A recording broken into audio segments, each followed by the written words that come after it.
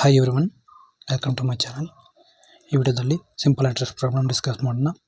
ಈ sum of ₹5,500 is invested in two parts in simple interest such that interest of one part at 6% for 4 years is equal to the interest of another 10% for 2 years. Find sum invested at 6% sum invest ಮಾಡಿದಾರಲ್ಲ ಆ some find out ಮಾಡಿ ಅಂತ ಹೇಳ್ತಾ ಇದ್ದಾರೆ. ಕ್ವಶನಲ್ಲಿ find out ಮಾಡಬೇಕು 6% interest some ಎಷ್ಟು ಅಂತ.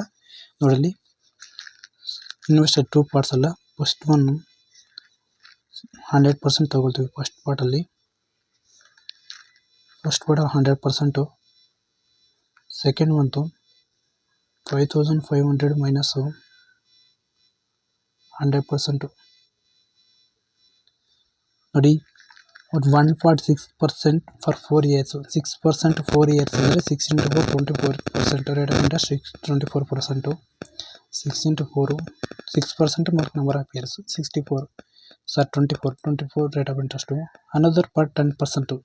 10 into 2 20% rate of interest. 20% ಅಂದರೆ 10 into 2 first year 10%, second year 10%, 22% rate of interest. Equal ನೋಡಲಿ, ಇಲ್ಲಿ ಈಕ್ವಲ್ ಕೊಟ್ಟಿದ್ದಾರೆ.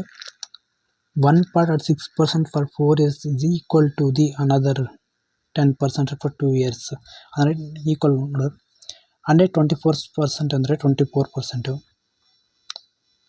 ಈಕ್ವಲ್ ಟು 5,500 20% ಅಂದರೆ 10% 550 ಪ್ಲಸ್ ಡಬಲ್ ಮಾಡಿದ್ರೆ 1,100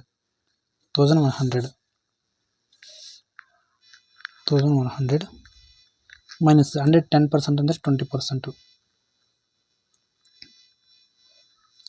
24% ನೋಡಿ, ಇಲ್ಲಿ 24% ಈ ಮೈನಸ್ 20 ಈ ಕಡೆ ಬಂದರೆ +20 ಇಸ್ ಈಕ್ವಲ್ ಟು ಈ ಕಡೆ 1,100.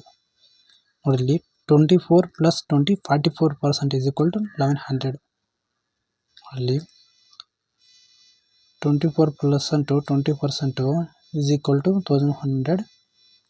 20 + 20 44, 24 + 20 44% is equal to 1,100.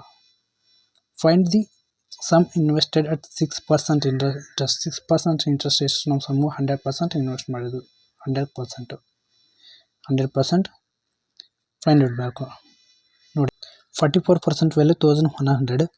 100% value how much? 11 4s 11 1s 100 ಇರುತ್ತೆ. 4 1s 4 2s 4 5s 4 2s 8. 10 - 2 5 20 ಇರುತ್ತೆ. 4 5s 20. 100 into 25 2,500. 100% ವ್ಯಾಲ್ಯೂ ಎಷ್ಟು ನಮ್ಗೆ 2,500 ಇದು answer. Find the sum invested 6% find the sum invested 6% into sum value ಎಷ್ಟು 2,500. ಇದು right answer. Thank you friends for watching.